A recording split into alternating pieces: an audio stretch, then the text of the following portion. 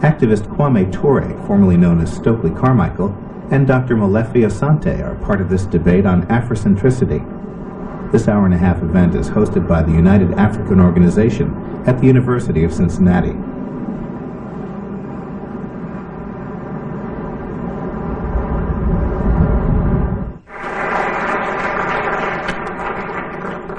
Ghani. Kwame Ture was born Stokely Carmichael in Port of Spain, Trinidad in 1941. During the time of the civil rights struggle, Ture was arrested and imprisoned more than 15 times while organizing for voter registration in Alabama and Mississippi.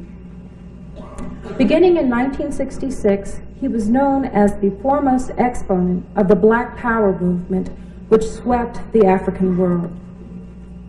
In 1968, Kwame Nkrumah moved to Conakry, Guinea, in West Africa, where he worked and studied with Osagyefo Kwame Nkrumah, the president of Ghana.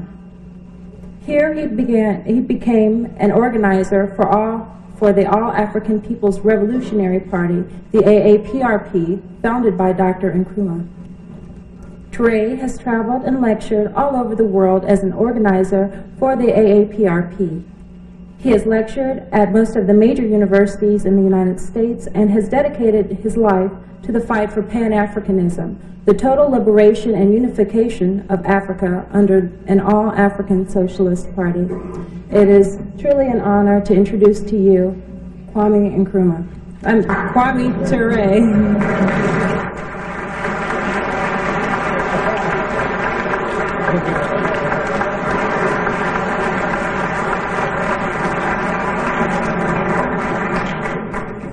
Thank you. We ask you to excuse us. Our pain, our right leg is giving us constant pain, and we have to stay off of the leg as much as possible. That's the only reason why we're taking the sitting position.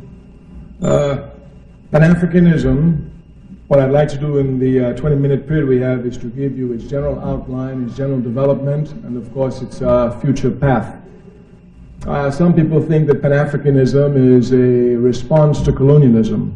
While certainly Pan-Africanism responded to colonialism, we must not think that it's colonialism that brought Pan-Africanism into being. Of course, to see this clearly, we should just look at the general evolutionary processes of all societies on a universal basis.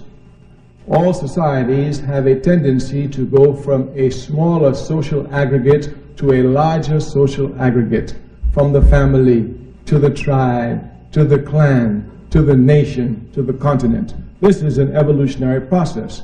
This theory can be seen in living practice if today we were to look at Europe. Europe everywhere speaks of European continental unity. Even though Europe has fought more fratricidal wars than any other continent, or all the continents put together, Europe still speaks of European continental unity. Of course, Africa will unify before Europe, but that's not the point of discussion here this evening. The fact that Europe, with all the fratricidal wars she had fought, can speak of continental unity shows this evolutionary process. Africa, like any other society, anywhere in the world, was involved in this same evolutionary process, going from family to tribe, to clan, to nation, to continent. This evolutionary process was interrupted by European imperialism. It came in two forms, slavery and colonialism. First, they took over 300 million, the strongest, out of Africa, and then they divided Africa in the Berlin Conference. So you can see that Africa herself was moving on this evolutionary process. This evolutionary process, which would lead to continental unity, and Africa will still be the first continent unified, was interrupted by European capitalism. Since it was interrupted by European capitalism, an evolutionary process, the only way that Africa can unite today is through a revolutionary process aiming at a socialist economy. If capitalism destroyed us, it doesn't make sense to use capitalism to continue with it. We must use the antithesis of capitalism, which of course is socialism. And certainly if an evolutionary process has been interrupted, the only way we can capture the time lost is through a revolutionary process. We state these facts only to let you know that those of us who are revolutionary, Pan-Africanists, is not because we love revolution. It is historically determined, and we have no alternative but to follow history and to use history for the benefit of our people. So this then is the general outlines of Pan-Africanism. So you must not think that Africanism just began. Had Africa been left untrampled by European imperialism, we'd have a long time achieved continental unity. Secondly, Pan-Africanism must be seen as a movement, a mass movement. And this mass movement must be properly understood. Africa, of course, because of racism, is belittled everywhere. And many people do not see Africa's constant, underline the word constant, contributions to world civilization. Since the 1940s, Africa has given, even before the 1940s actually, we can go back to the Honorable Marcus Garvey, Africa has given to world political movements a mass character. Africans revolt in masses, never as a vanguard party. If you look at the independence struggle in Africa, it was nothing less than mass.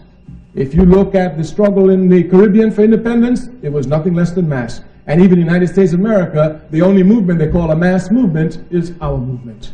Therefore, this mass character must be properly understood. Pan-Africanism has this mass character.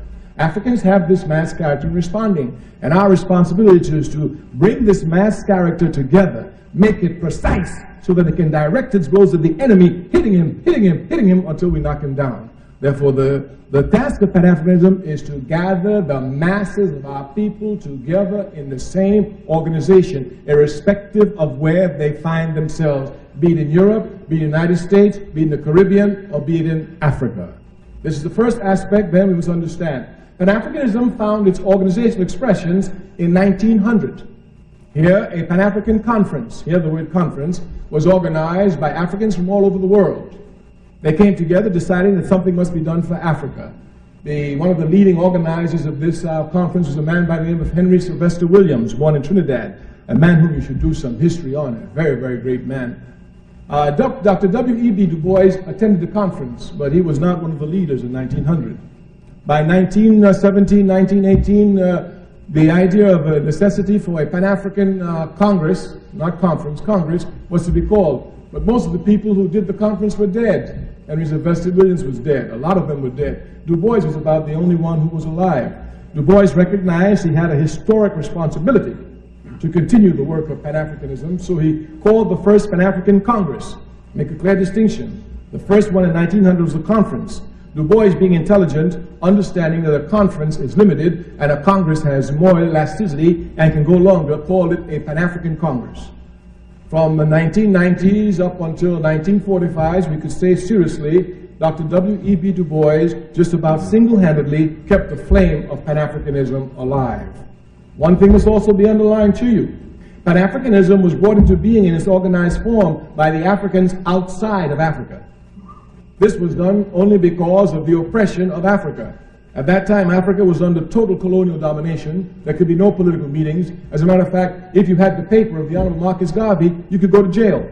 So the conditions were such that it was difficult for the Africans on the continent to organize. Africans off of the continent, recognizing this, came quickly to fill up that gap. So Pan-Africanism itself was brought to bear by the diaspora. But you must not think that the diaspora brought Pan-Africanism for the diaspora. Not at all. The center of the discussions has always been Africa.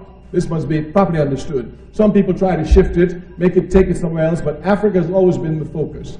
Du Bois carried on his congresses up until the 5th Congress in 1945. Because of time, we're just going through them quickly. In 1945, saw the 5th Pan-African Congress. Here, you had Africans born on the continent, in the Caribbean, and Africans, of course, born in Europe and the United States. At this 5th Pan-African Congress, there were 3 co-secretaries, of course, W.E.B. Du Bois, George Padmore of Trinidad, and Kwame Nkrumah of Ghana. So you had an African from the Caribbean, one from the United States, and one from the continent, who were co-secretaries of the 5th Pan-African Congress. The 5th Pan-African Congress is crucial for us. A decision was made there. They said that the final confrontation with colonialism is coming. After all, this is 1945, and you must know that there's negative and positives in everything. I remember once as a young man reading Mein Kampf on an airplane, sitting next to a woman. She said, "What are you doing?" I said, "What do you mean what I'm doing? I'm reading Mein Kampf." "Why are you reading it?" I said, "Well, Hitler's a very important man. He had historical effects on the world, you know." She said, "Well, I'm a Jew." I said, "Have you read it?" She said, "No." I said, "Oh, that's bad." I said, "Have you not read Sun Yat-sen?" She said, "No." I said, "He says the first law of war is to know the enemy. If I were a Jew, I would read everything there is to read on Hitler." Of course. Of course. So while reading Hitler, she was arguing. I said, well, Hitler had some positive effect anyway. She said, what positive effect did Hitler have? I said, Hitler weakened European imperialism. He weakened the British, he weakened the French, he weakened the Portuguese, he weakened the Belgians, and that's how we got independence. These are facts of life. These are facts of life. When Hitler got through with Britain, when the Indians said they want independence, Britain could do anything but get out the way and let them have independence. Matter of fact, they got Mahatma Gandhi quick because they didn't want to deal with the armed struggle that the Indians were preparing for British imperialism in India.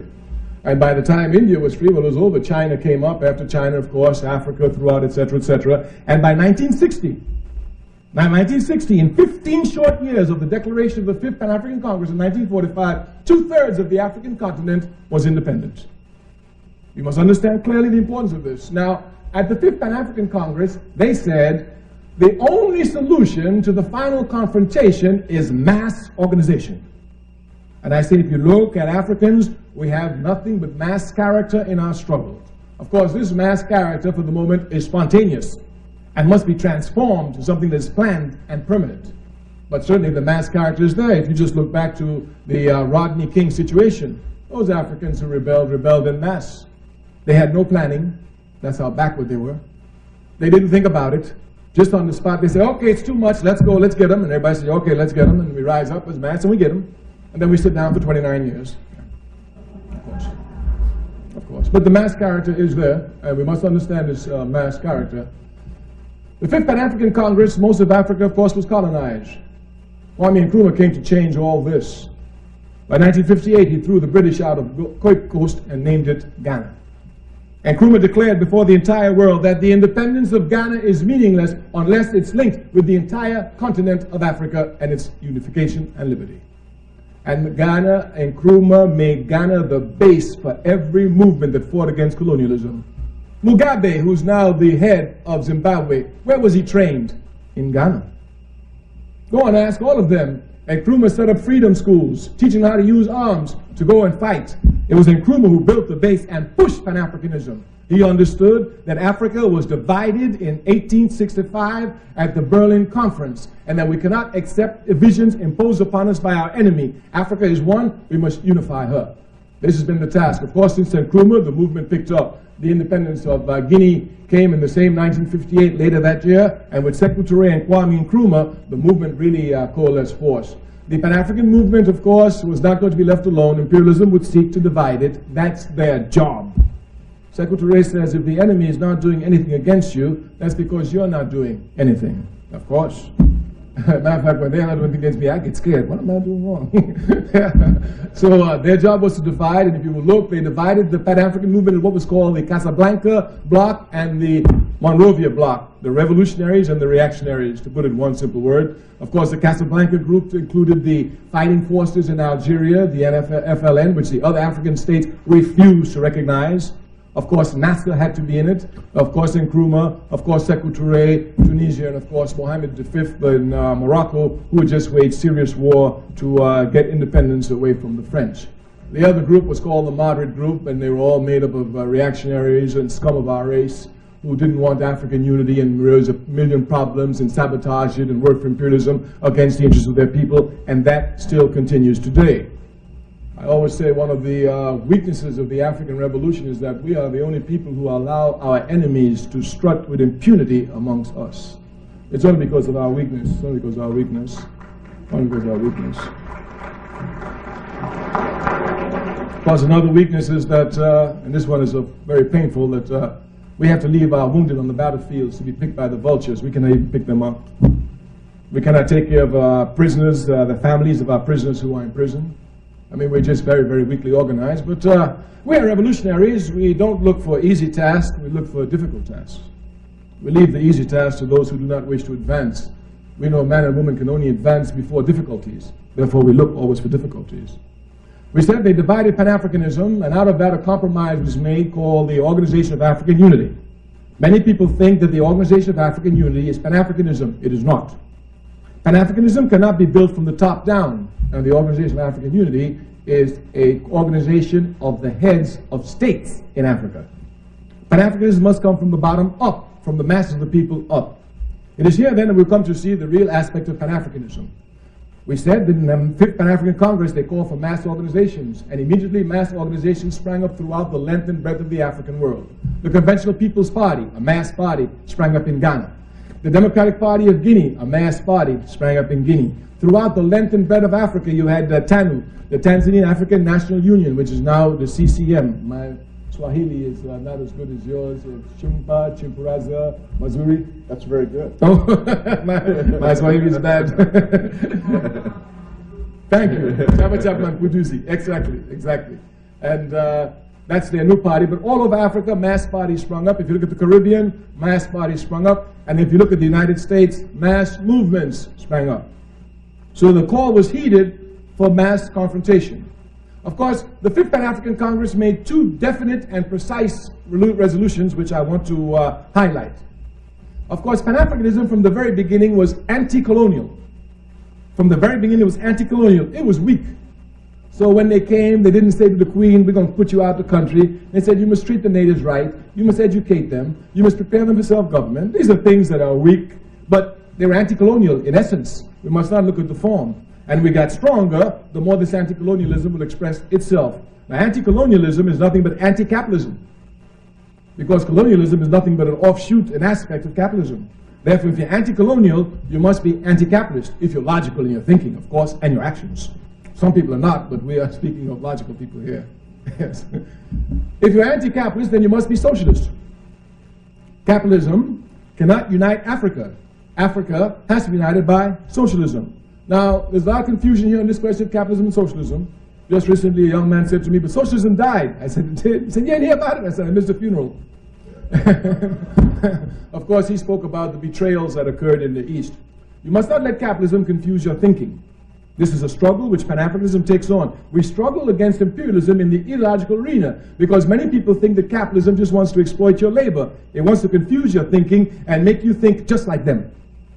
And this is where the real fight occurs. So therefore, this struggle of confusing the thinking, I told the man, I said, you're talking nonsense. Socialism cannot disappear. It cannot die. He said, yes, it can. I said, no. He said, how do you say that? I said, well, you are judging socialism by socialists. You don't do that. He said, I've never heard such nonsense. If you don't judge socialism by socialists, what do you judge it by? I say, you judge it by its principles. Every system is judged by its principles, never its adherence. So he still saw confusion. He said, you're just talking double talk. I said, okay, do you judge Christianity by Christians?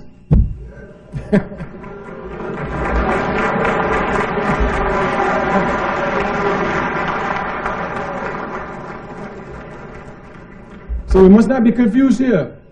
Socialism doesn't fall because of betrayal. No system does. The person who betrays themselves goes to the mud, but the system, with its eternal principles, keep marching on. If a system fell because of betrayal, Christianity would have been finished with Judas. At least Judas had the dignity to hang himself.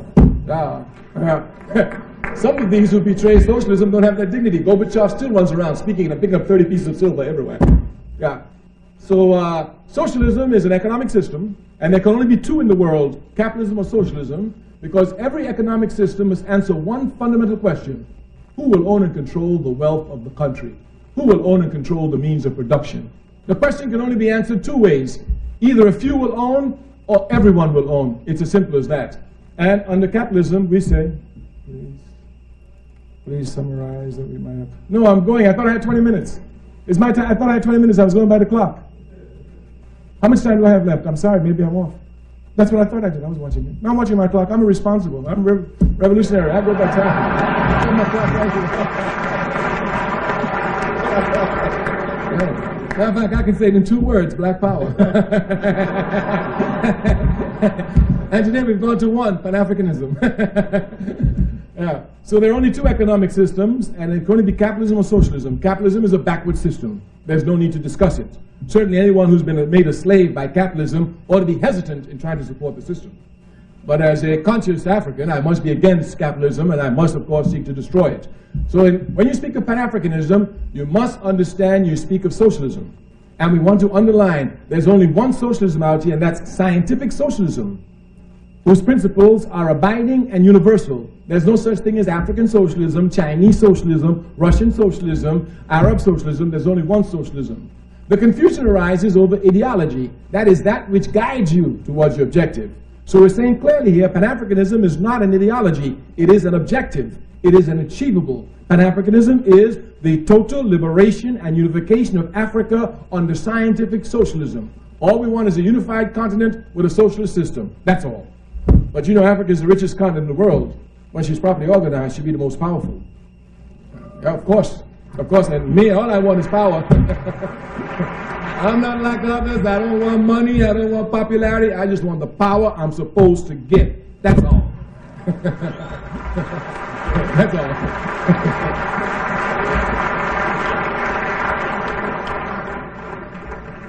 Pan-Africanism is moving into its final stages, which calls for mass organization. The All-African People's Revolutionary Party, founded by Osagyefo, Kwame Nkrumah, has already outlined this in his book, The Handbook of Revolutionary Warfare. There are many people here in the audience who are members of our party, the All-African People's Revolutionary Party. We have chapters in America, we have chapters in South and Central America, we have chapters in the Caribbean, we have chapters in Europe, and of course we have chapters in Africa. Our job is to unite all these Africans together. We're not worried, we stand squarely on our history. The Honorable Marcus Garvey did this already a long time ago, therefore it's not anything new. And those of us who know our history know that it will spread like wildfire. Pan-Africanism then is revolutionary. It cannot be anything else. Pan-Africanism is the only solution for Africans because, as the Honorable Marcus Garvey never ceased saying, until Africa is free, no African anywhere in the world will ever be free or respected. Thank you. Ready for revolution. I did my 5 minutes.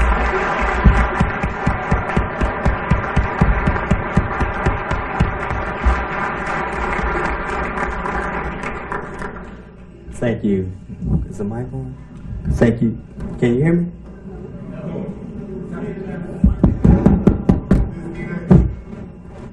Where's the sound, man? It's on? Well, I would like to thank Mr.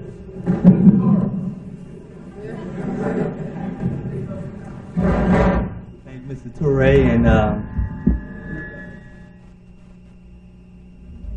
Next we'll have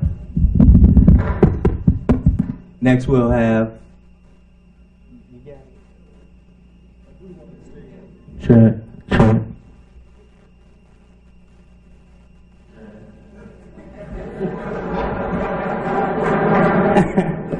Next we'll have Ms. LaSonia Hunter, who is a member of our Central Council for the United African Organization. She'll be introducing Mr. Molefi Asante.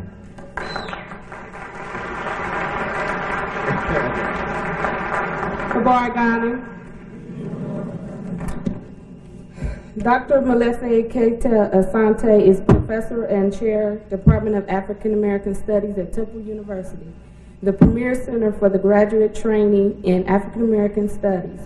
Considered by his peers to be one of the most distinguished contemporary scholars, Asante is the author of 38 books. The latest are Classical Africa, African American History, A Journal of Liberation, Malcolm X as Cultural Hero, Love Dance, Poetry and Illustrations, and The African Intellectual Heritage, edited by Asante and Dr. Abua Abari.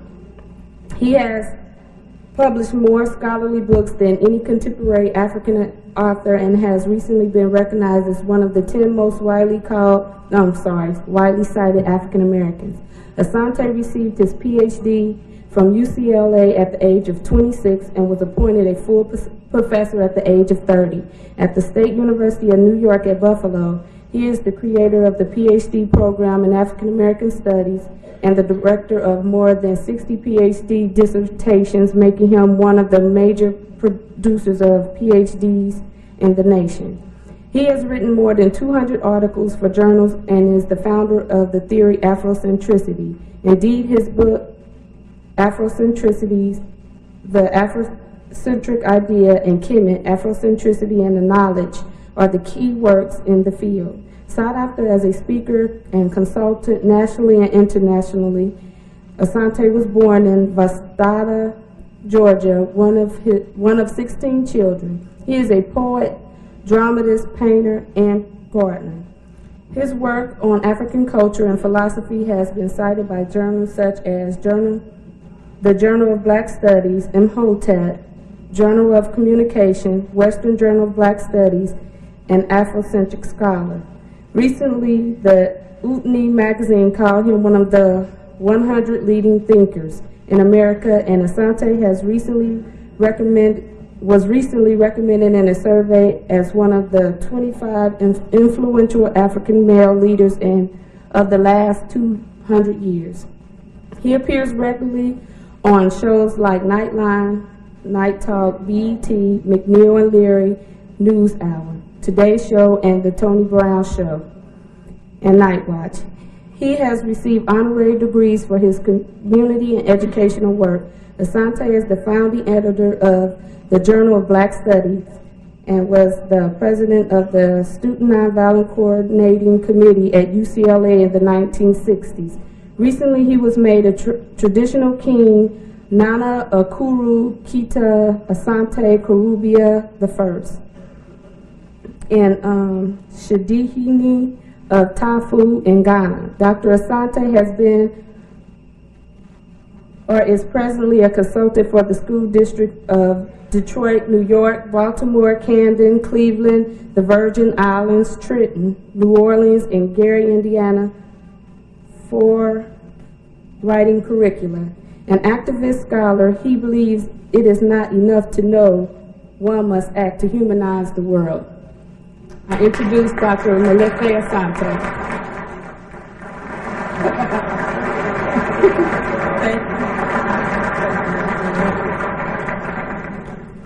Ghani. Assalamu alaikum. What's up?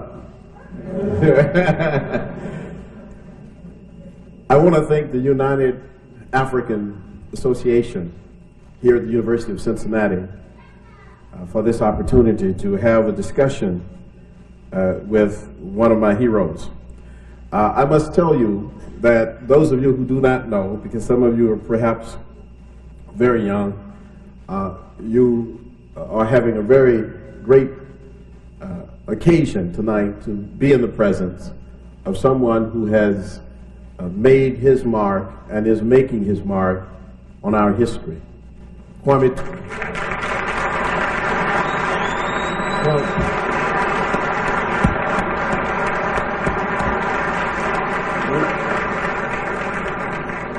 We don't often recognize sometimes the people among us. And here is a man who has done so much for the African world. And I remember when I was a student and working with SNCC at UCLA, he was at that time one of the individuals that I most respected, and I still respect him quite a lot. That doesn't mean that I agree with everything he says. But quite correctly, however, I don't think that there is much that he said tonight that I take a lot of exception to. I am normally not used to debating people that I agree with so much. I mean, they normally have me pitted with Dinesh D'Souza or Arthur Schlesinger or Mary Lefkowitz or somebody like that. But tonight, I'm really delighted to be able to explain what I think might be some differences in the discussion that we have heard from Kwame Ture. Afrocentricity is the theory that says that African people can never achieve unity until we first have consciousness. Consciousness precedes unity. Unity operates on the basis of common interests and objectives. The African world, indeed African people here in the Caribbean, on the continent of Africa, all of us have been moved off of our own terms, psychological terms, political terms, economic terms, philosophical terms, cultural terms, linguistic terms, fashion terms, name terms, whatever. We've been moved off of our terms. We're not operating on our own terms, normally. when you are moved off of your terms and you are not operating on your own terms and you do not view yourself as an agent, that is, as an actor, as one capable of acting in any context, then you will never be able to create Pan-Africanism. Pan-Africanism, or any movement, must first of all fundamentally be based on the notion that individuals see themselves as subjects, as centered, not as objects on the margins of Europe, not on the fringes of the European experience, not imitating or following after Europe, but are centered in their own African experience as African people and view themselves from that particular perspective. That, of course, means a number of things. That it is the European intervention in the last 500 years that is most responsible for moving us off of our terms. I will never forget reading once what Macaulay said about the Indians in India when he was a colonial administrator in India, that it was the purpose of the British government to make of the Indian people British in opinion, British in desires, British in ideas, British in aspirations, in everything British except in color. And I think that when I consider the situation with African people, both on the continent of Africa and in the diaspora, I have to assume that the same purpose or the same intent or the same mission was meant for African people, consequently to move us off of our own terms. That's why I always say that colonization and enslavement, twins of the capitalist domination and exploitation of African people, have been just as effective with us as with other people. But even more so when you think of the fact that more African people have been destroyed at the hands of this domination. Let me explain something. Slaves are not born. Slaves are made. But how do you make a slave? You make a slave by creating the loss of memory. If you create the loss of memory and you create a historical amnesia, then it becomes possible for individuals to no longer remember. And when they no longer remember to whom they are connected, their own traditions, then they will follow any tradition. But you cannot have, therefore, on the continent of Africa or in the diaspora, any unity that would bring about any Pan-African idea. We have, as Kwame Ture has told us, since 1900, since Sylvester Williams, we've been talking Pan-Africanism. But you know why we have not had an effective Pan-Africanism operating? Because we have not had a philosophical base. Without Afrocentricity, you cannot have Pan-Africanism. You can have a discussion about it. You can have rhetoric about it. You have to have ideas. You must have interests. You must have institutions, mechanisms for carrying out Pan-Africanism. But you cannot have ideas or interests or institutions until you have African people on the same page. Negroes do not talk to Africans. And black people don't want to have anything to do with colored folk. And on the continent of Africa itself, we are suffering today in the fratricidal wars on the continent itself because we do not have a philosophical base. I mean the Hutu and the Tutsi. This is a good example. The intervention of Europe has created a situation that has not allowed consciousness. We don't have the same mission in mind. And that's why we don't have any African governments.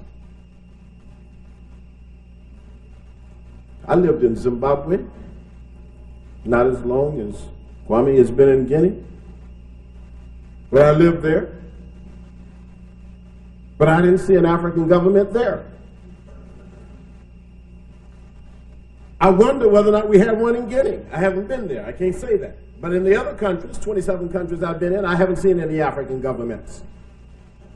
What I have seen African people in government. I have seen African people running government, but I have not seen an African government. Because African people do not yet have an Afrocentric philosophy in terms of the masses. Of course, we have Afrocentric clubs in Sierra Leone and Ethiopia, Zimbabwe and Nigeria and other places, but I mean the masses. So that what we have in the governmental structure would be individuals who are imposing a European system of government on the masses. So you got black people in government, but they have never truly understood the intellectual ideas, the conceptual ideas, the political ideologies of their own people. You will never have anyone who will march into the royal palace at Kumasi and have a coup d'etat on the Asante Hene, the paramount king. It might happen in Accra with a modern state government, but it will not happen with a traditional government. Because we have never taken the legitimate ideas and concepts of traditional African society, the things that made those societies legitimate in the eyes of people, and employed them in the modern governments. We have had problems over and over again. Take the Empire of Ghana. It lasted 1,500 years. From 300 BC to 1240, when Sandiata, the king of Mali, defeated Sumanguru, the emperor of Ghana. Of 1,500 years. How did they do it? Do we even investigate it? Do we ever even think about it? And let me just say this, that when we talk about Afrocentricity, we are not talking about a philosophy that is anti-anybody. We're talking about a proactive African philosophy, African people as centered, as subjects, as actors. We're not merely to be seen, or to be seen at all on the fringes of the European experience. We are ourselves people with ideas, with our own concepts of politics. And as for economics, I think that we have to navigate between the deformations of socialism and capitalism. And I don't see capitalism and socialism as the only alternatives. And this is why, and Kwame said that African socialism wasn't a good idea. Julius Nyerere wrote a whole book called African Socialism. And I think that basically what the president of Tanzania was trying to deal with was this whole question that somehow we should not be pitted between one European idea and another European idea. That Africa itself has contributed enough in terms of how human beings deal, that we don't have to be stuck with the heavy baggage of historic failure that we see both in capitalism and in the worst forms of socialism. Bureaucratic authoritarianism, regimented regimes. I mean, the collapse of socialism in those instances, in those examples, should be enough to at least make us wonder how in the world or why in the world would we follow after false gods? It would seem to me that the Afrocentrist would rather say that Pan-Africanism comes about or can come about fundamentally when we first of all have a clear understanding that strategy is better than strength. That not only is strategy better than strength, but once we have a strategy based on our own interpretation of ourselves and history, we will understand that common origin, common objectives, and common condition are what create unity. I mean, we can talk about the unity of Europe and how Europe is unified, but Europe is unified on the basis of common interest when it's unified.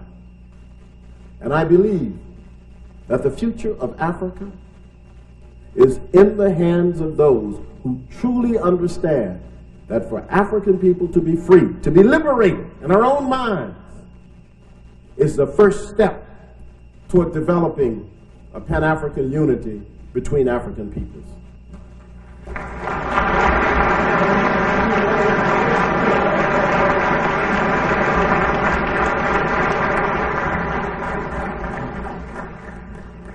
At this time, we're going to give the audience a moment to collect their thoughts.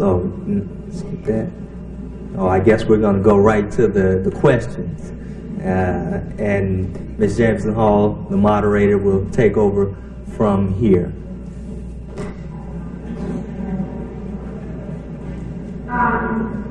We will have another couple of questions that are prepared by UAO. We will take a break and then we'll get back into the audience chance to participate.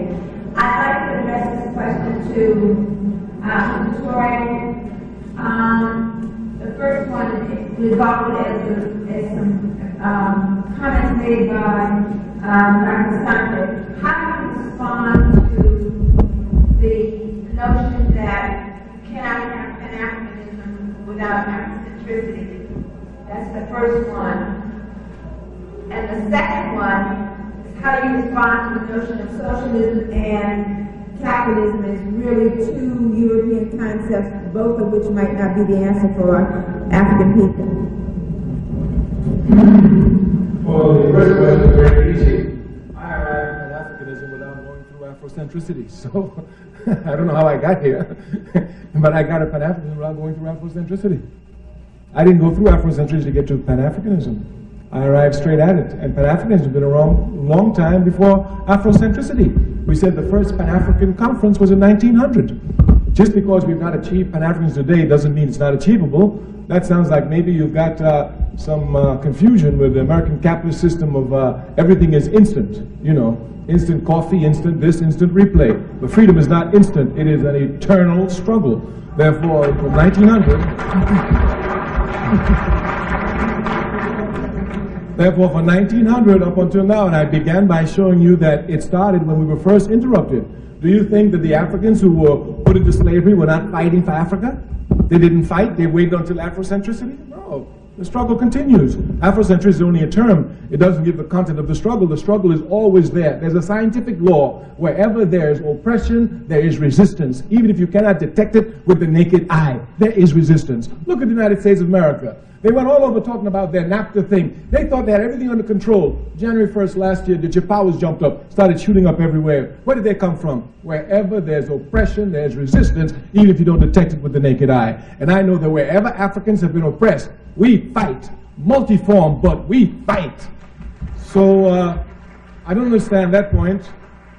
Capitalism and socialism also seems to be a tendency here, the Afrocentrists.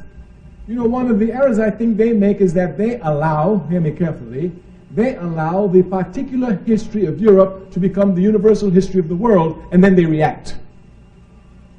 No, not me. I know the particular history of Europe is not the history of the world.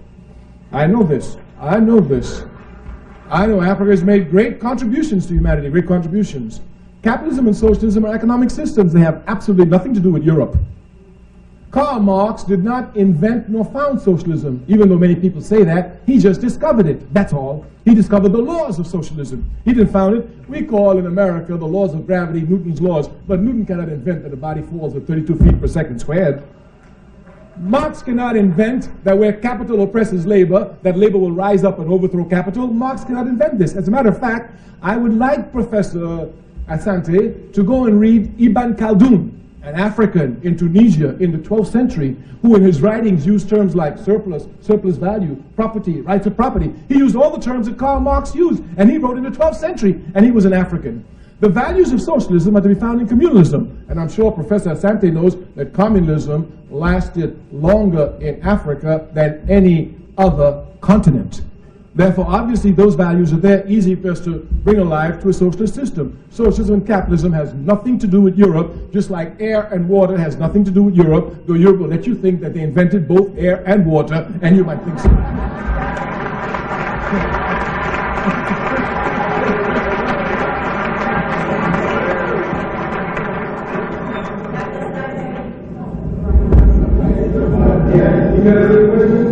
No, I'm asking him to respond to your response. Well, the first thing that came to my mind, just off the top of my head, was, first of all, that Ibn Khaldun was a racist. And I have read Ibn Khaldun. And he said some very negative things about African people. So, but let's get to the heart of the matter. If we, for example, take the notion of Europe, and we look at Europe in terms of particularism, and Afrocentrism, I don't know any Afrocentrists who look at Europe in the sense of universal, as a universal culture. In fact, what the Afrocentrists have argued is that the particular expression of Europe has been imposed on other people as if it is universal. That the Europeans have done that. That in fact, the Europeans have done that with all of their concepts. Whether they speak of the classical world and they impose that as if it's only Greece and Rome, or whether they speak of classical ballet and impose that as if it's only the dance of Europe. The whole notion of the imposition of a particularism as a universalism really is not an Afrocentric notion. It's a European notion, and that's what they have done. So we don't project that and then attack that. We see that as part of what has happened to African people. That African people, for example, in terms of say Pan-Africanism, if we take Pan-Africanism as an objective of African people, that is the unification of Africa and the African world and African people, if we see that as an objective, that an objective itself is not a program. An objective is not a philosophy. Pan-Africanism as a goal is not a philosophy. And so it is true that you can have Pan-Africanists before Afrocentricity, but those individuals, like for example Kwame Nkrumah, who articulated the idea of Pan-Africanism in a concrete way coming out of his philosophy of consciencism, was what you might call an incipient Afrocentrist. He didn't say that, but any individual who says that our particular response to the universe must be from our own culture is an Afrocentrist. I mean, that's a person who's an agent. That's a person who's an actor. Kwame Nkrumah believed fundamentally in an Afrocentric worldview. But what I am saying, my position is that if you say you are a Pan-Africanist and you are not Afrocentric, then the question is, and perhaps Kwame Ture can answer this, are you a Eurocentrist?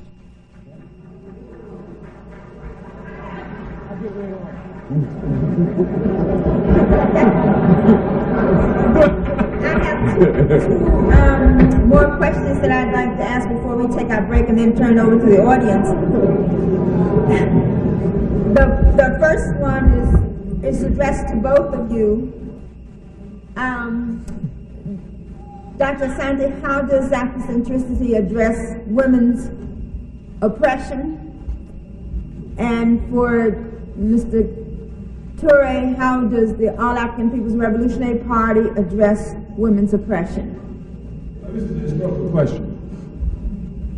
Africa gave to the world the very first queens centuries ago. And if my memory serves me correctly, it's a little pamphlet written by Professor John Henry Clark. He points out through great documentation that every time a queen was on the throne and Africa was attacked, there was no compromise at all.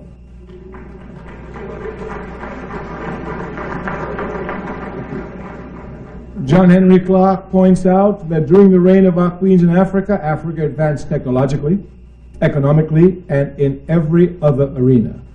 Therefore, as a conscious African, I would understand clearly that I could be easily directed by queens.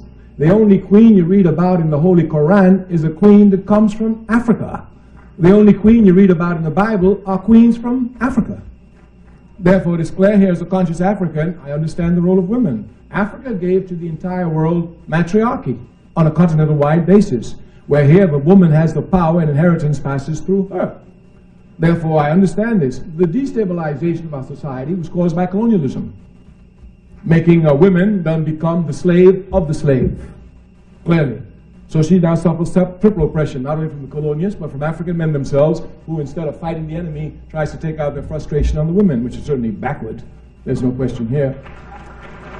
The way to solve the problem, the way the All African People's Revolutionary Party solves the problem is that we have looked at history and other organizations. We have inside of our party the All African Women's Revolutionary Union. Women are oppressed because they lack organization. That's why they're oppressed. Consequently, if you're really serious about liberating women, you let women create their organizations and give them the power. The All African Women's Revolutionary Union is the most powerful arm inside our party. There is no other wing of our party that's organized like they are. They're the most powerful. We will never have an all-African men's revolutionary union. Men oppress women. If you want to stop the problem, you break down the organization of men, you create the organization of women, and you let things roll. The women will come to their rightful place. Therefore, our position, women must be organized, and they must be organized to fight for themselves. They will not be liberated by their brothers, by their husbands, or by their lovers.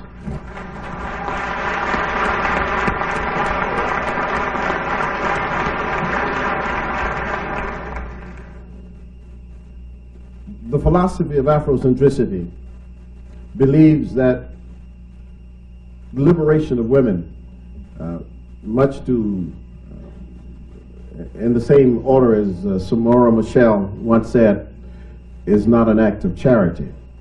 And because it's not an act of charity, but a fundamental necessity for any mature people, the Afrocentric position is that we must challenge any death-producing system of gender warfare, class warfare, race warfare, sex warfare. And women have not as much right, but more right than men who have oppressed them as paternalists and in a patriarchal system than anyone else to fight this liberation struggle. And Afrocentric women are fighting the struggle. Afrocentricity does not take a position against women, and we strongly believe in the historic role of women from the time of Hatshepsut and before, who have participated fully in the governance and the direction of African affairs. I mean, we have in our own history, of course, tremendous examples, and we name them: Fannie Lou Hamer, Anna Julia Cooper, for example, and so forth. So Afrocentricity as a philosophy certainly is perhaps the most progressive position that one could have, because it's about agency. It's about women taking their own agency. It's about women seeing their own sense of being actors, as being centered and subjects, as being initiators, as being those who are responsible for their own perspective and viewing the world through those eyes. So Afrocentricity, in that sense, is fundamental to the liberation of women.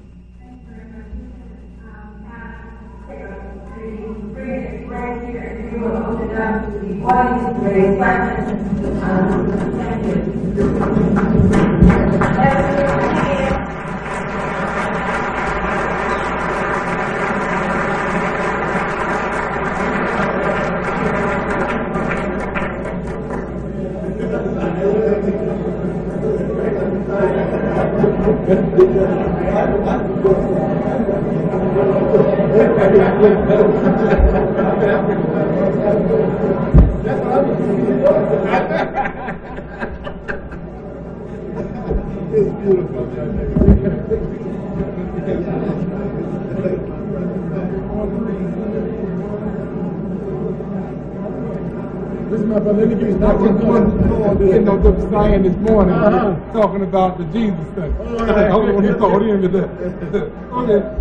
Welcome like a real Trinidadian, rapping around her. You're a sister. I'm from Trinidad. My dear. Are there any questions? Over there.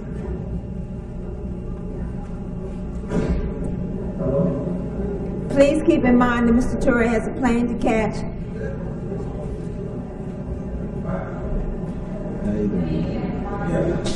There's somebody speaking.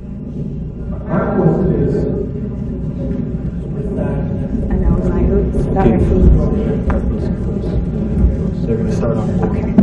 my my question is, as an African person born in America, how do we prepare ourselves mentally, emotionally, physically, and spiritually for this revolution? To me or to both of us? To you, sir. The way we do that is by joining organizations, because revolution must be done through a systematic manner, and organizations must do it. One of our weakest aspects as our people is that we're totally disorganized. We can come together in a minute, 1 million or more people, and then sit down and forget all about it. We have no sustaining power because we have no organizations. Therefore, to correct this, each and every one of us must join an organization. This has been our constant theme. All my life I've belonged to organizations. All the great people I know belong to organizations. Malcolm X was so bad that when he left the Nation of Islam, he created 2 organizations. You know, the Muslim Mosque Incorporated and the Organization of African American Unity. Martin Luther King was a bad brother. I knew him, had a chance to see him, but he had an organization, the Southern Christian Leadership Conference. Fannie Lou Hamer, bad sister, she has an organization. Assata Shakur, bad sister, she got an organization. Angela Davis, when she left the Communist Party, quickly went to the corresponding societies for correspondence. Everyone, and I've always been in organizations all my life. Our people do not belong to organizations. They think that they are great, they are supermen, they're greater than Martin Luther King, greater than Malcolm X. But once we get to humble ourselves, we will join organization, and once we all become organized, freedom will follow, just like the sun follows the moon. Thank you.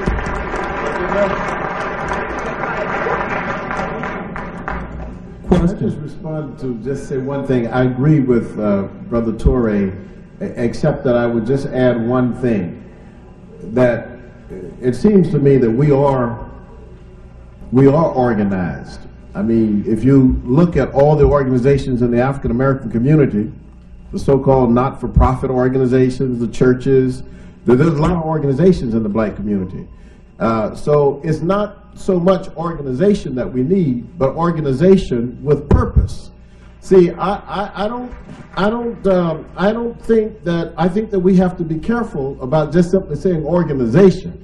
We need to be in organizations that are clearly defined, their missions are clearly defined, and they have a purpose. Otherwise, we're simply just, we don't have the proper vehicle to get us to where we think we need to get. To save time, I want to take you to a logical conclusion. Listen to my statement. Bad organization is better than no organization at all.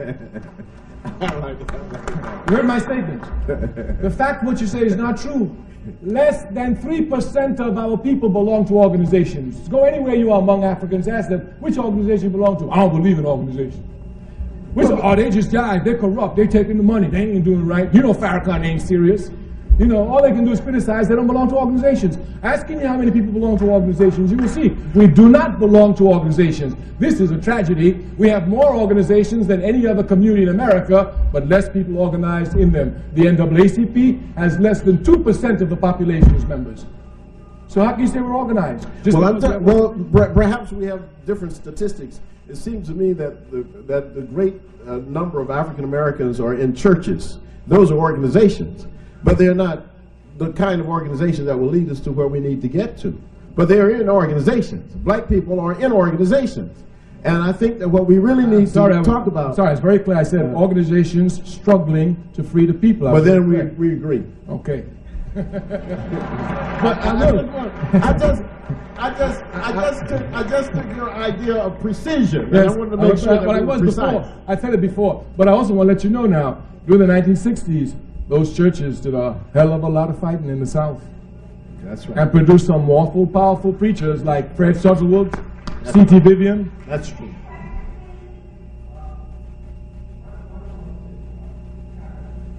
Is enhanced by the agreement between you two, because I was just about to say that after synthesizing what Mr.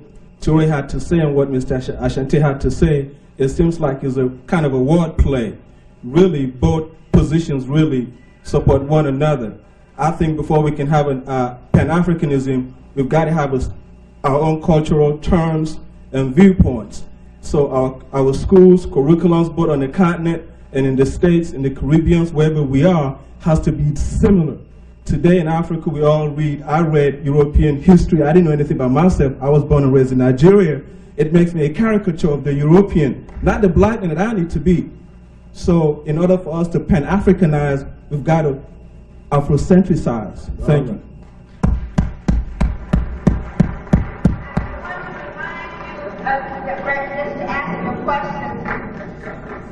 Just ask you a question so that we can take advantage of the time.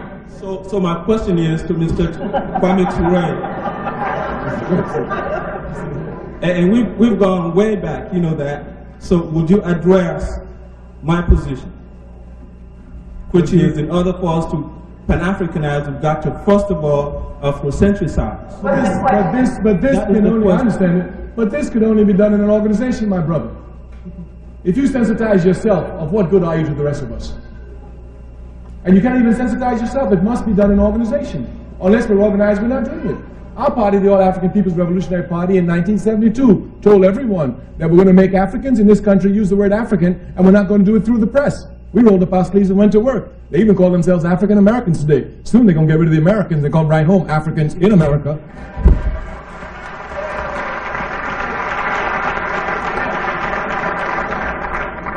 So you can't centralize by yourself. It has to be in an organized form. I want to let you know now, if you speak of Pan-Africanism, you speak of organization, of revolutionary organization, as precise as that which the Vietnamese had when they destroyed American imperialism. Brother Ture, my question is to you. On the issue of African government, do you agree with Dr. Asante on the point of the African RAND country is non-existent? He's probably correct. The overwhelming majority of our leaders all over the world represents nothing but the scum of our race. That's just a fact. That's just a fact. Yeah, it's a fact. But of course, he well knows that since independence, great moves were made to carry out what we're speaking about here. Kwame Nkrumah made them, Julius Nyerere making movements, Sekou Touré, of course, Patrice Lumumba, Nasser, Gaddafi is still making them. So these attempts were made. Of course, the job of the imperialism to knock them down one by one and make it appear as if there is no alternative except neo-colonialism. But Kwame Nkrumah informed us that neo-colonialism is the last stage of imperialism. We're going to knock it down and go straight to a unified socialist continent. With that point being made, if that is the case that we are up against as far as our continent, Mother Africa, then how can we align ourselves here in America and other parts of the country as a true unity if we don't have a country that is ran by with the mass of the people? For example, the All African People's Revolutionary Party has great relationships with many organizations, revolutionary organizations in Africa. Many of them. We have relations with the Democratic Party of Guinea. We have relations with the African Party for Independence in Guinea, Guinea-Bissau and Cape Coast, PAIGC, since they split. We've had relations with all the liberation movements, ZAPU, MPLA, FRELIMO, PAC, ANC, SWAPO, ZAPO, etc., and we continue these relationships. The relationships for us must be made with the peoples, not with the governments, when the governments are corrupt. In Libya, you have a serious government. Gaddafi is not corruptible. That's what they don't like about him. That's what they don't like about him. He cannot be corrupted. Do you agree, Dr. Asante? You agree? Yeah, I think I basically agree with that. Thank you, brother. Yes, my name is DeVille. I'm from Dayton, Ohio. 27-year-old businessman, own my own business. Record label. I'm an artist. I have other artists that's down with me, and we positive for the black. You know, we ain't racist. We respond to racism. And I just wanted to take a few seconds, probably about a minute and 10 seconds, to just drop something for y'all and everybody that's in here. Okay?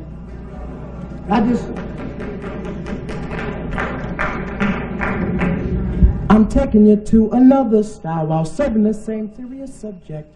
I'm leaving the Edomites in the dust, trying to get brown people to retrospect and check and charge people at the Panther that's pale and pink. He's trying to get and be a tan man, but he cannot stand the original man, whom's black, but also sometimes call us brown. But we were the first to see the sight, to hear the noise of sound. Here's proof in the Bible that says that man was made from the dirt of earth. Bad news to the pink people. Uh-oh, oh no, there's no pink dirt. So here's some advice, pink people, get it fixed, because a big bunch of the Bible took place in Egypt. Yet and still you let the Jesus Christ movie come on my TV, and I see no one body with a complexion the same as me. This really makes me sit back, start cracking up. I'm laughing at you because you act like you don't want me to know that Egypt is in Africa. But for me, it's easy to squint and see the brainwashing things you do. So I tell blacks and average whites to get them against and mad at you. I do this only so to know the place you trick to keep control. But blue-eyed devil, I'm warning you now, you will be selling your soul to the brown-eyed devil. 2 fingers. Let's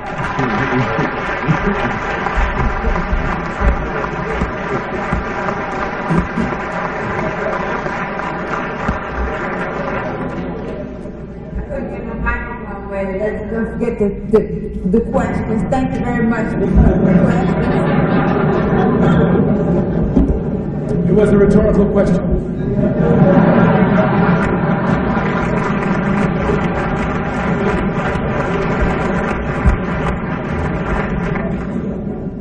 This question is for Brother Ture and Brother Asante. You're both arguing good points, but what's of interest to my mind is, Brother Ture, what is your view of Afrocentricity? And Brother Asante, what is your view of Pan-Africanism?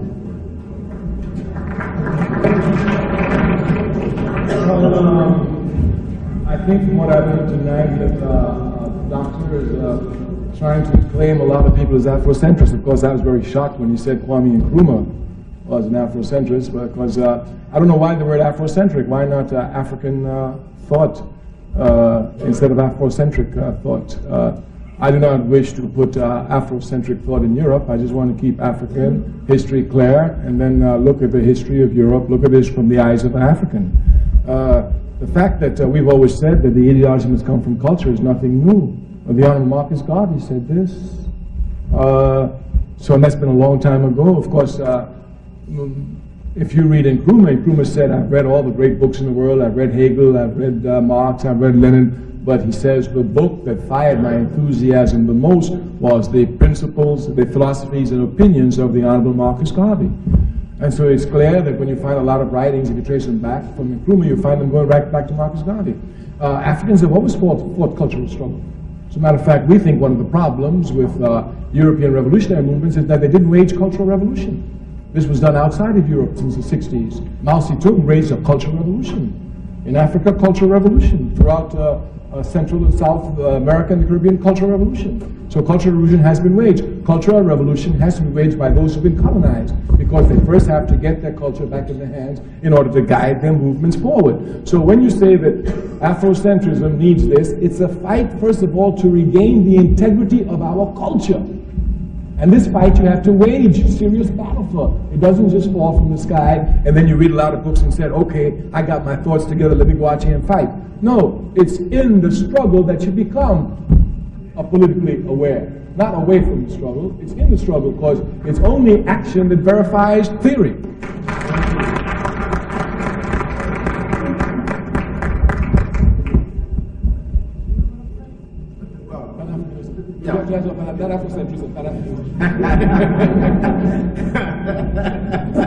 That's what the man asked. Very good. You knew where I was going, right? Yes. Pan-Africanism to me is the goal, the objective of the unification of Africa. It's a grand objective. Whether or not it will be realized in the next 100 years, I do not know. In fact, I hardly think so.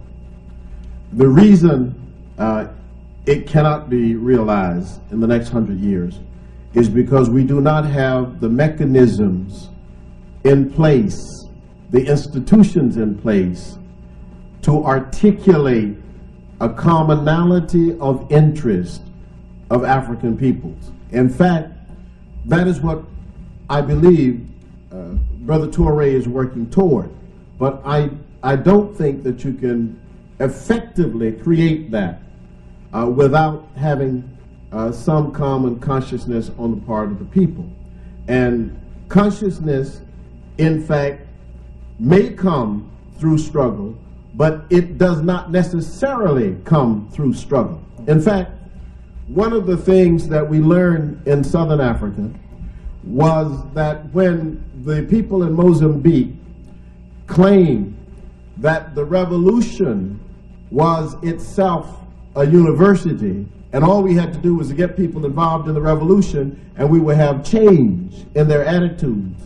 What we discovered was that after the revolution and the people came out of physical struggle, they were still psychologically enslaved. In fact, if you go to Zimbabwe right now, and well, let's not even take Zimbabwe, let's take South Africa. If you go to South Africa right now, you will discover in South Africa that the masses of people, even though they had gone through struggle, at least in part, are still psychologically and culturally and educationally and economically dominated. So struggle is not necessarily the vehicle for consciousness. It ought to be, and in most instances, it can be.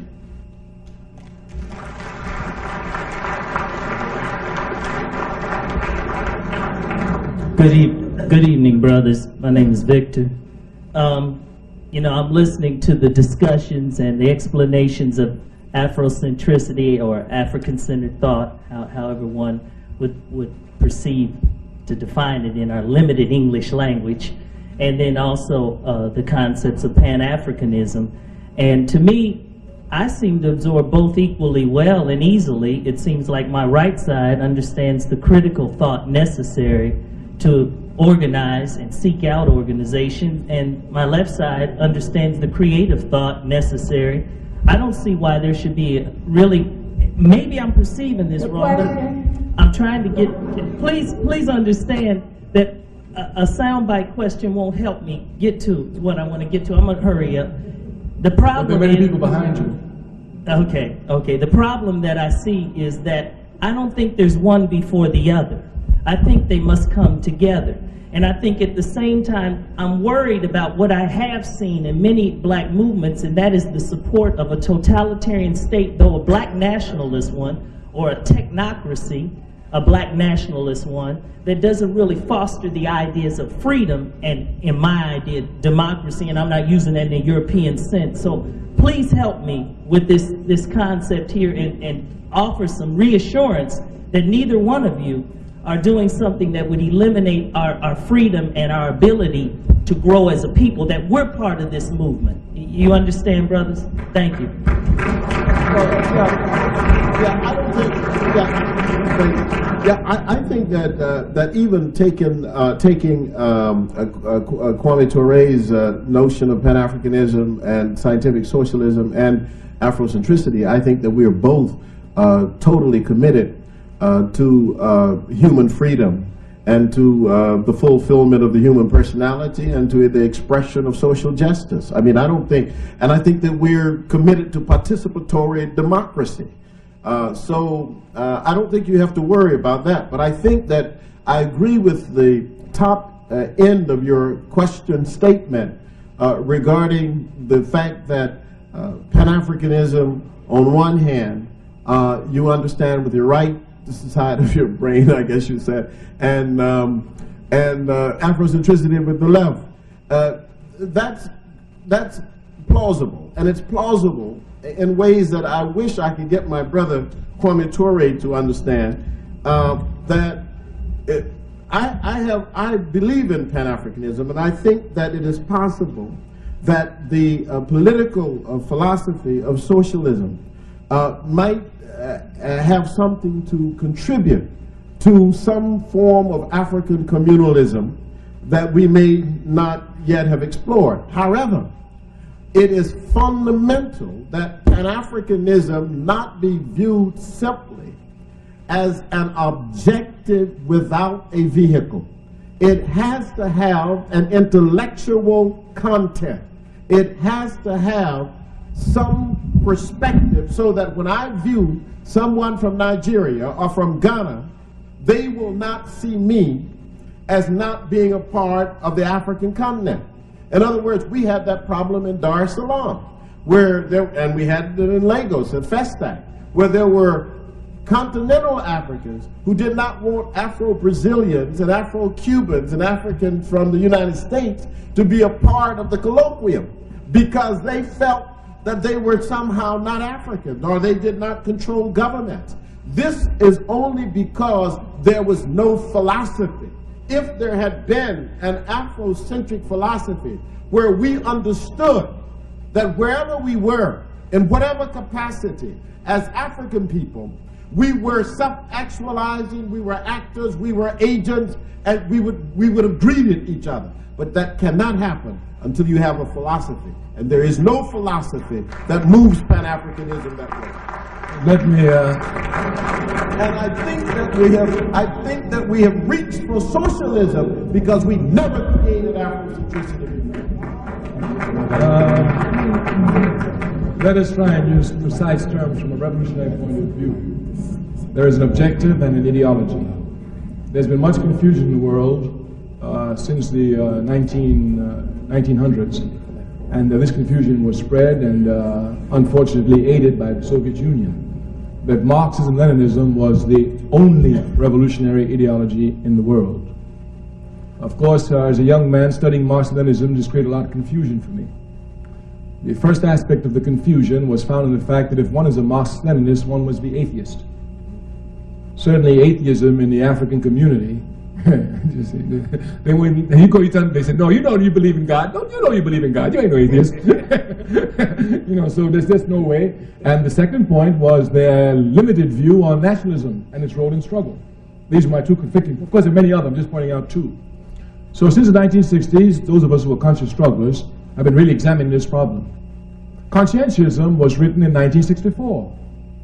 It was called, subtitled, Philosophy for Decolonization. Therefore, the philosophy is giving. Our party has as an objective, I've never said anything since tonight, I've said Pan-Africanism is objective. Our ideology is Nkrumah-Tourism.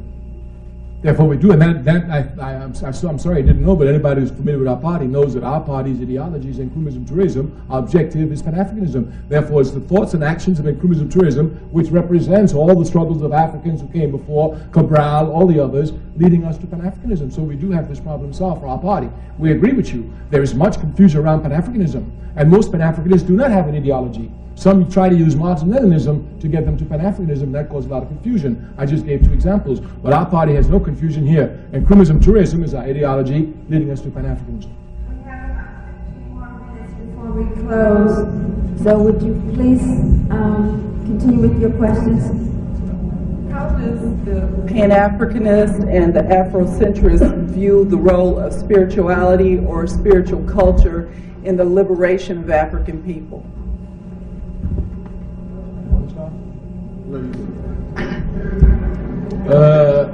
Africa is a very spiritual continent. If we were just to isolate her contributions to world religions, we would see this. The first sacred book in the world was written by written by Africans in Africa over 6,000 years ago. It's incorrectly called the Egyptian Book of the Dead. Thanks to our struggle by many of our intellectuals today who have applied their skills to the people's struggle, they've come to show that the real title should be the Book of Coming Forth. I imagine this is your area, you know much better than I. It was Africa that gave to the world monotheism, belief in one God. It was Africa that gave to the world Judaism, and this one must be properly understood. Because here a lot of confusion comes into play, and Zionism plays an evil role here, trying to confuse everything. Judaism was given the world by Africa. It could only be given the world by Africa because in that part of the world, the only place where monotheism had been accepted and was breeding was in Africa. If you looked east to Africa, in Persia, they were worshipping the sun. To the north of Africa, in Palestine, they were worshipping idols and would do so until the Prophet Muhammad, peace be upon his name, came to give them monotheism in the form of Islam. So it was Africa that gave Judaism to the world. I know the first Jews in the world were Africans. That's why I'm never confused. They call me anti-Jewish. I'm anti-Zionist. I can't be anti-Jewish. My people gave you the religion. You know.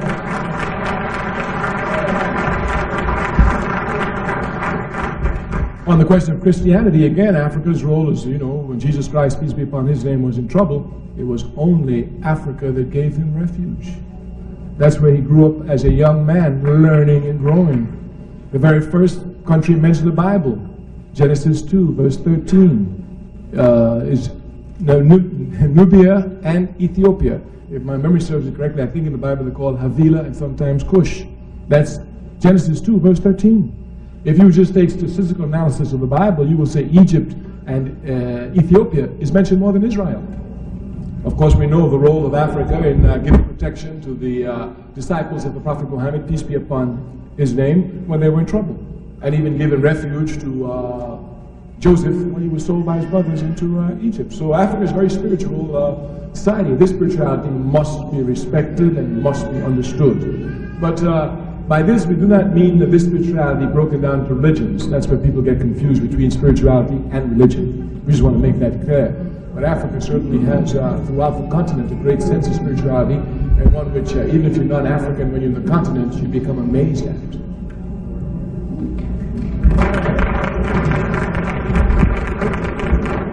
I don't need to add very much to that. In fact, what I do need to say, however, is that in terms of Afrocentricity and spirituality, we believe and we also think that in terms of spirituality, that it is necessary, first of all, to understand how African people view the universe. Everything is everything. And if everything is everything, then it is also possible for us to see how one develops ethics, morals, values, and so forth. If the earth does not belong to you, but belongs to all the people, then there are certain ways you treat the earth. I mean, there are ecological assumptions that can be developed. How you treat the rivers, how you treat the trees. The spirituality of African people, which is fundamentally based essentially on the idea that we all are part of the universe and we're part of each other, means consequently that relationships are basic to African spirituality. Our relationship to the ancestors, our relationship to the unborn, our relationship to the deities, our relationship to nature, all of these things are relational. And this is the fundamental part of the African spirituality. And we have not often, it seems to me, since we have been on this side, awakened ourselves to the full potentiality of our spirituality. And it is different from religion.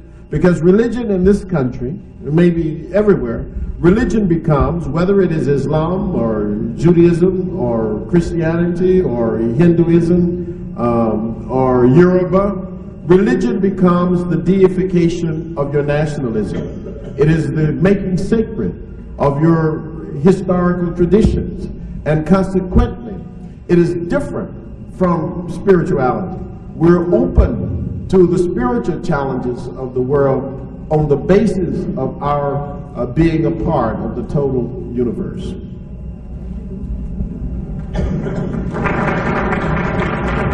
Next question.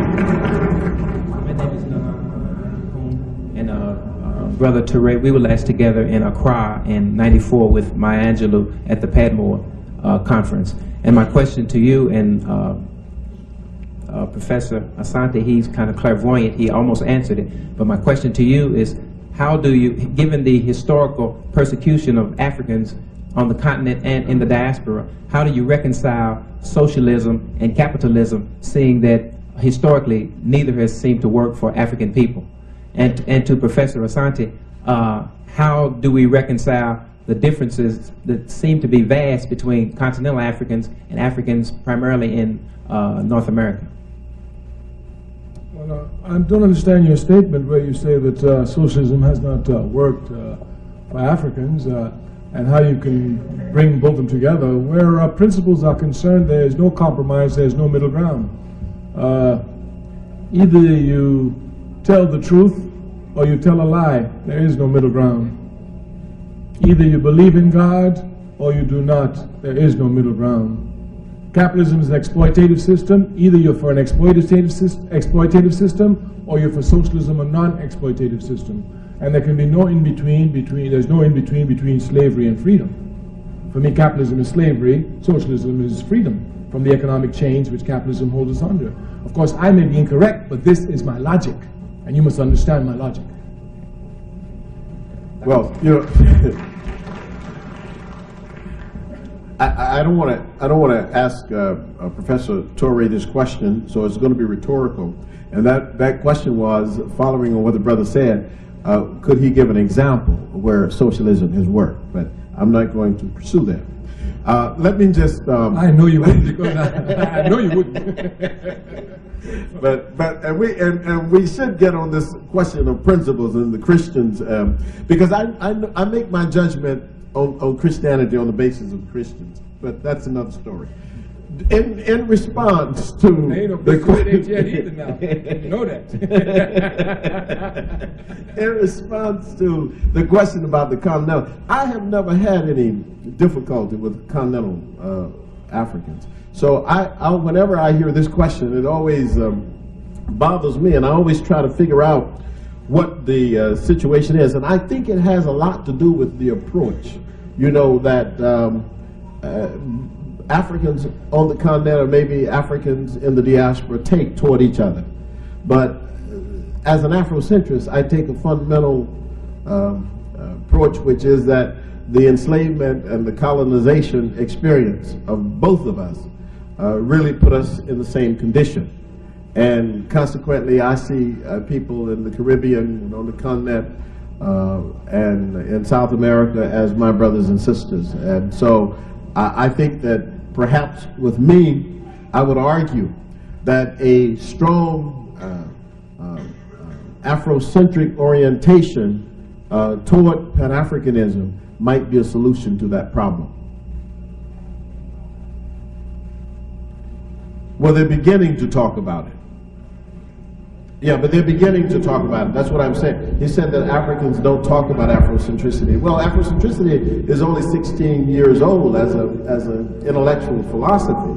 And Afrocentricity, the book came out in 1979 or 80. So it's relatively a new philosophy. But already you have, for example, Herbert Vilakazi in South Africa. One of the professors there is a strong Afrocentric scholar. You have many in Africa. I mean, I could name them in Congo and Zaire and so forth. So there are a number of people throughout the continent of Africa, even in Nigeria and Ghana, who consider themselves to be Afrocentric philosophers, thinkers. So, so what I would argue is that the more we have the kind of consciousness that we're talking about, the better it will be even for the kind of relationship that we should have. Two more questions. Okay, I'm going to make this real quick. Okay, my name is Peter, and the only thing I would like to know is concept that hopefully finally enacted. My question is, how will we finally be able to come to a solution to stop the corruption among, you know, even those that would be in charge? You know what I'm saying? That's all I would like to know. Once we finally arrive at these particular points, you know, how do we safeguard against the corruption? That's all I got. Thank you.